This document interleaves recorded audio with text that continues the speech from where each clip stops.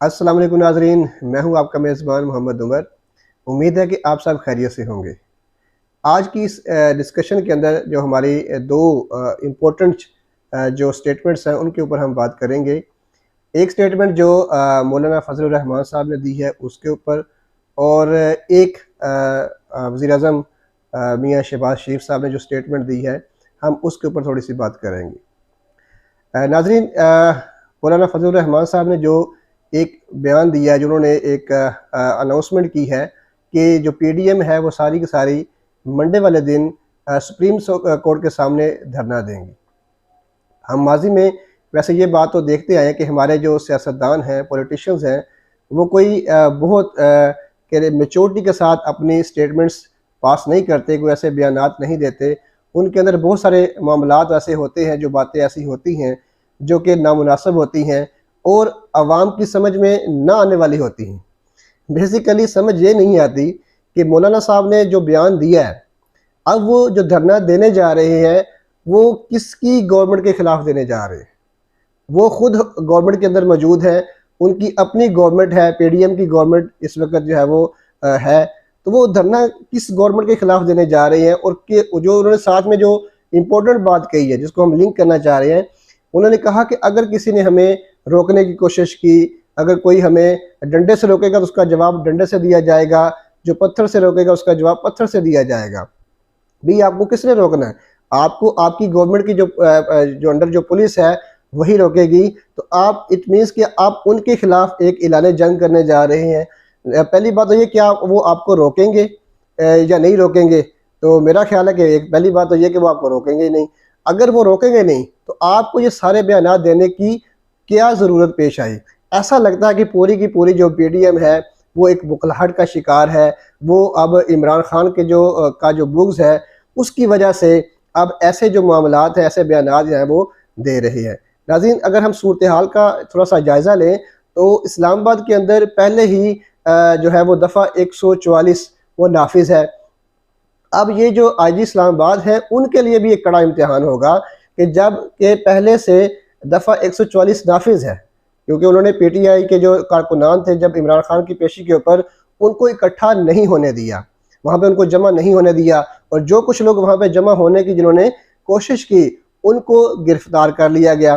तो अब देखना ये है क्या जब मौलाना पीडीएम की क़यादत करते हुए तो बाकी जो तमाम सियासी पार्टियां जो उसके अंदर शामिल हैं, उसमें नून लीग है, उसमें पीपल्स पार्टी है और बाकी जो इत्तेहादी पार्टियां उसमें हैं, जब वो लोग आएंगे तो क्या वो उनको रोकेंगे?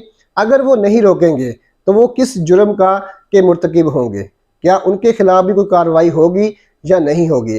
तो मौलाना के इस बयान ने, उनके इस जो बयान भी उन्होंने जो दिया है, इस ये जो अनाउंसमेंट की है धरने की, इससे काफ़ी पेचीदगियाँ सामने आ रही है कि आखिरकार वो चाहते क्या हैं, ऐसा बयान देने की उनको ज़रूरत क्यों पेश आई अपनी ही गवर्नमेंट के होते हुए। और दूसरा हम जो बात करेंगे मियाँ शहबाज शरीफ साहब के जो बयान है कि उन्होंने कहा कि जो पीटीआई है उन्होंने जो दुश्मन का जो काम दुश्मन ना कर सका वो पीटीआई ने कर दिखाया। उन्होंने जो है वो उसके अलावा जो इमरान खान साहब ने बयान दिया है उस बयान को बड़ा वो कोट कर रहे हैं कि उन्होंने आर्मी जो सिपा सलार है उसके खिलाफ जो बयान दिया है उसको काफ़ी वो उछाल रहे हैं, उसके ऊपर काफ़ी बात कर रहे हैं, उसको एक नैरेटिव के तौर पे वो पेश कर रहे हैं। तो जनाबे वाला एक गुजारिश ये भी है कि अगर आर्मी चीफ जो कि हमारी फ़ौज के सरबराह हैं, पाक आर्मी के जो सरबराह हैं, उनके खिलाफ कोई बात की जाए तो आप हरकत में आएँ। आपने उसकी मजम्मत भी की, उसके खिलाफ सख्त कार्रवाई करने का इरादा भी किया। तो जो बयान मौलाना साहब ने जिस किस्म की जो लैंग्वेज यूज़ की है, सुप्रीम कोर्ट के जो जज हैं, जो चीफ जस्टिस साहब हैं, उनके हवाले से जो लैंग्वेज यूज़ की है, क्या वो आपकी जो आला अदलिया है, आपके मुल्क की जो आला अदलिया है, उसके जो सरबराह हैं, उसकी क्या आपने मजम्मत की? क्यों मजम्मत नहीं की? आप वज़ीर आज़म हैं, क्या अभी इस वक्त आप एक जमात को रिप्रेजेंट कर रहे हैं कि आप पूरे मुल्क के वज़ीर आज़म हैं? तो आपको चाहिए था कि आप इस बयान की भी मजम्मत करते कि वो एक बंदा जो आपकी आला अदलिया जो कि चीफ जस्टिस साहब हैं उनके खिलाफ जिस किस्म की वो ज़ुबान इस्तेमाल कर रहे हैं, जिस किस्म के वो अल्फाज इस्तेमाल कर रहे हैं, उनको भी आपको कंडेम करना चाहिए था। कि आप अपने इस बयानिए से, अपने इस रवैये से खुद ये बता रहे हैं कि आप एक मखसूस ग्रुप के, एक मखसूस जमात के वज़ीर आज़म हैं, ना कि इस पूरे पाकिस्तान के वज़ीर आज़म हैं। और दूसरी बात ये कि जो आप बात कर रहे हैं जलाओ गिराओ की और जो बाकी मामलात की बात कर रहे हैं, तो जनाबे वाला ऐसा ही एक मामला लाहौर के अंदर भी पेश आया। अगर बाकी जगहों पे बाकी चीज़ों की जो तोड़ फोड़ है वो कंडेमनेबल है, उसके ऊपर बात की जा सकती है, जिसको किसी भी हवाले से जस्टिफाई नहीं किया जा सकता, तो क्या आपने इसके ऊपर भी बात की कि जो ज़मान पार्क में हुआ, जब उसके ऊपर पुलिस ने जिस तरीके से धावा बोला था, वहाँ पे जो तोड़ फोड़ की गई थी, वहाँ पे जो तशद्दुद किया गया था, क्या आपने उसको कंडेम्ड किया? क्या आपका उसके ऊपर कोई ऐसा बयान आया कि जिससे आपने ये शो किया हो, बताया हो कि भी आप एज आ वज़ीर आज़म इस कौम को रिप्रेजेंट कर रहे हैं, यानी कि ये काम काबिल मज़म्मत है, ऐसे जो हरकत है वो पुलिस की तरफ से नहीं होनी चाहिए थी।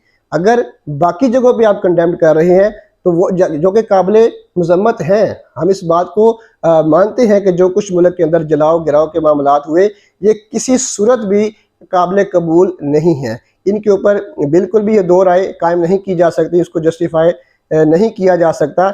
लेकिन जो वहाँ पे भी कानून को हाथ में लिया गया, वहाँ पे भी कानून की धज्जियाँ उड़ाई गई, एक पर्सन के घर पे जाके धावा बोला गया, उसके घर की तोड़ फोड़ की गई, उसके घर का गेट तोड़ दिया गया, तो जनाबे वाला उसके ऊपर आपने बात क्यों ना की? तो ये था हमारा एक आज का क्वेश्चन मौलाना साहब से भी और शहबाज शरीफ साहब से भी कि शहबाज शरीफ साहब, आप पूरी कौम के वज़ीर आज़म हैं, तो आपने इसके ऊपर बात क्यों ना की? और मौलाना साहब से ये है कि आप किसके खिलाफ जाके वो ये धरना देने जा रहे हैं?